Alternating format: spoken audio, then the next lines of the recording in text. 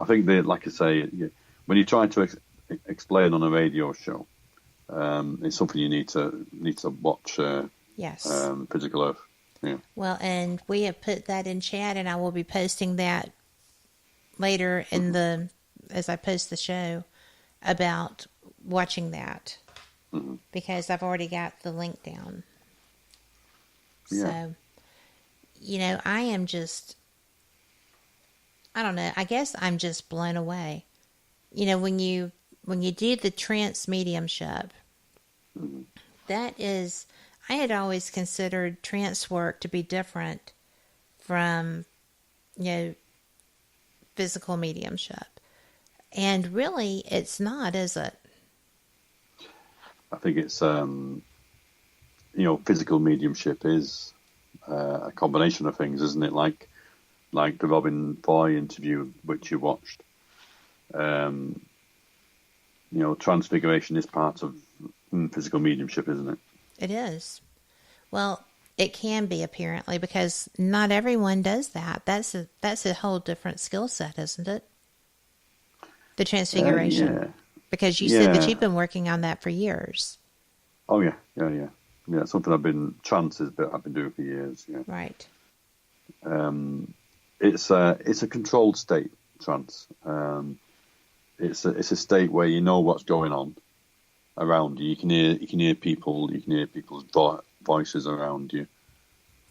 But it's a controlled state where you get yourself deep and you channel into what you want to channel into. Um, and It's exciting as well. Yes. I mean, if people can see something, Yes. then you've achieved what you want to achieve, haven't you? At the end of the day. Well, that's a completely different thing from, say, remote viewing or, Mm. something of that nature, which is also a personal experience.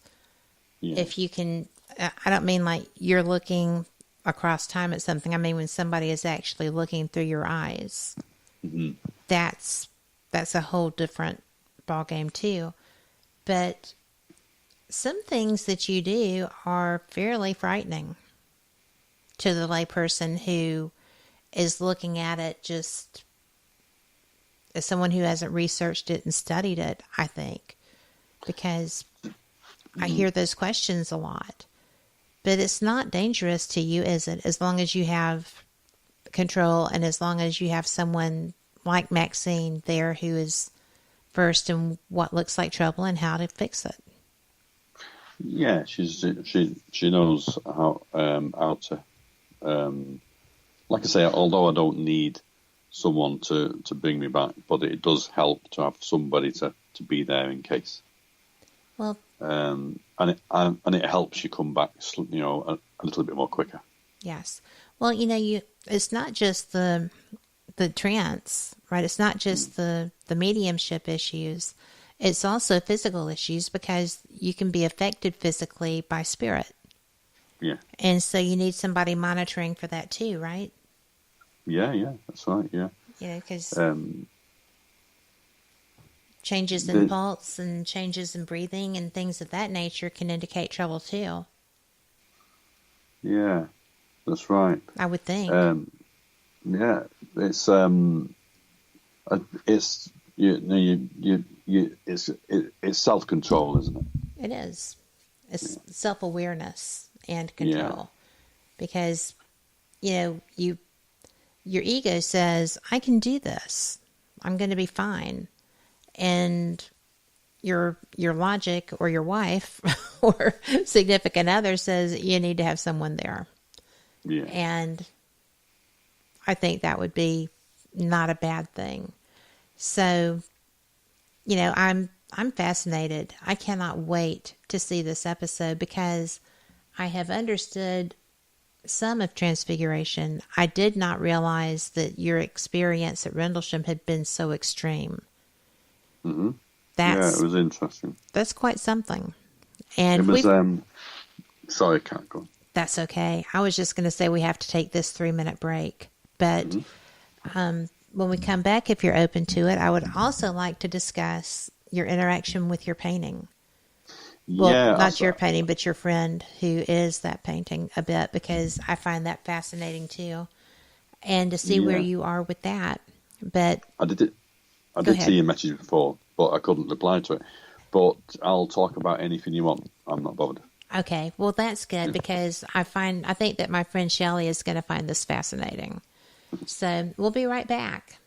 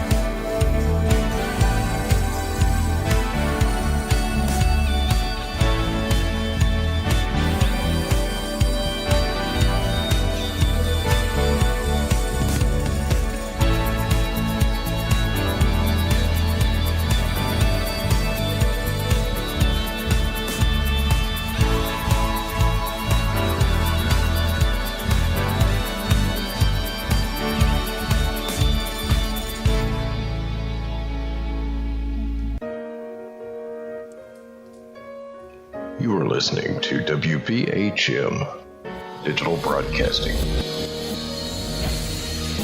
The best in paranormal talk radio.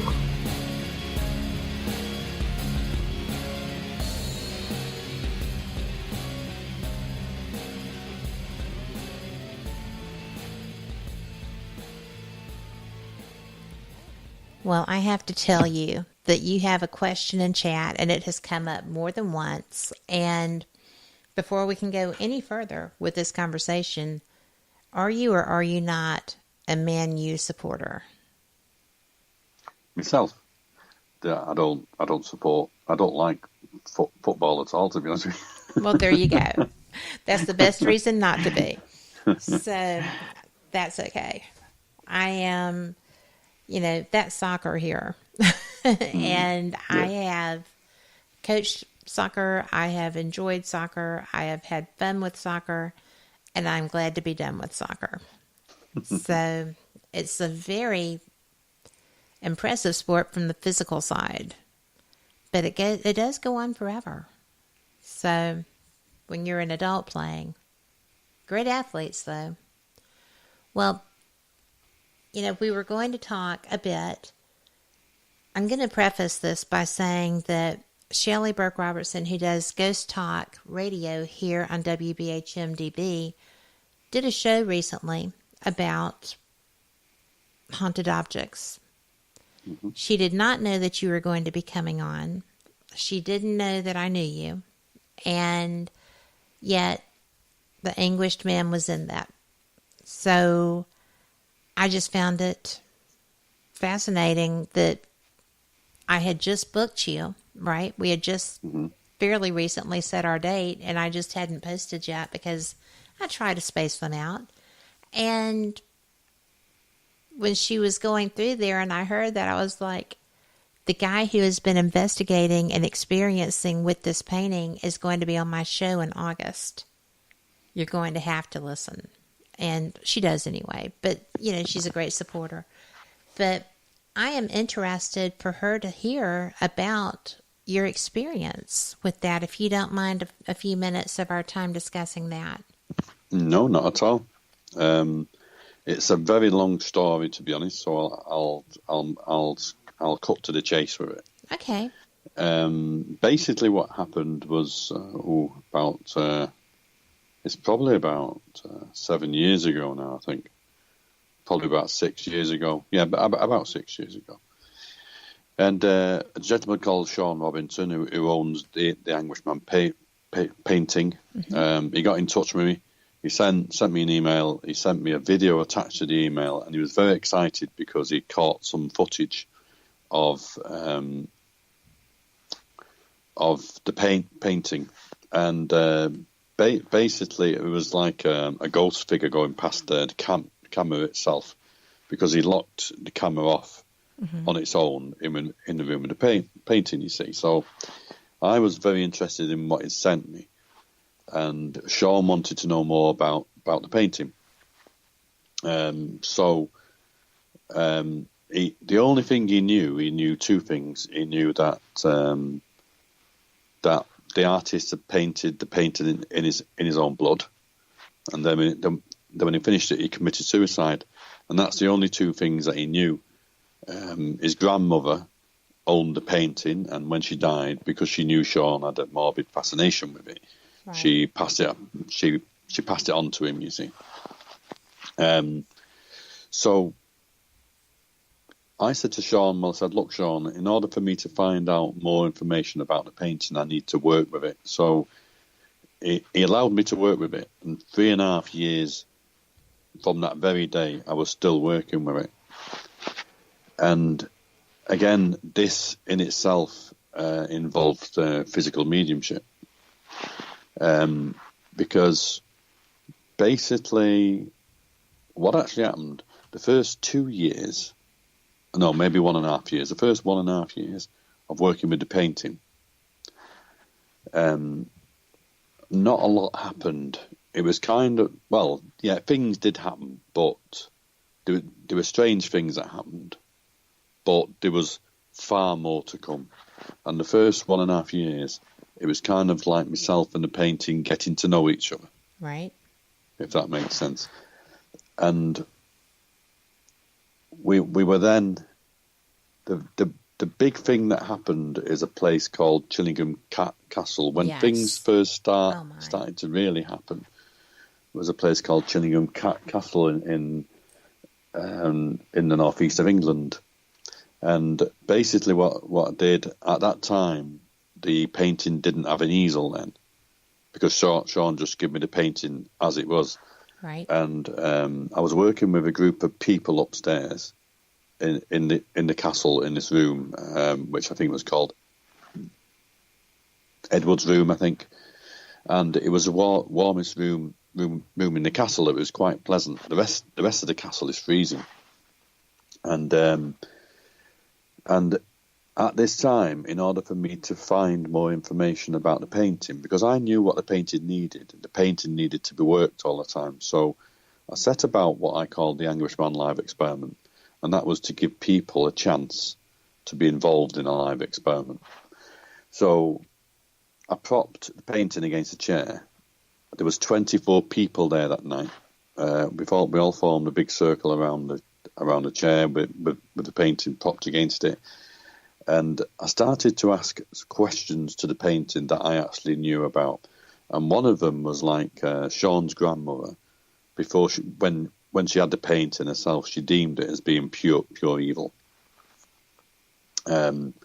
So I started to ask questions on the outside of the circle, where everyone was around the painting itself. Against the wall, there was this bench which was about 5 foot long, probably made out of oak. It was a really heavy bench.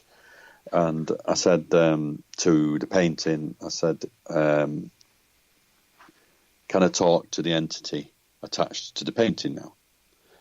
And the bench on its own lifted up about a foot off the ground and bang down on the floor for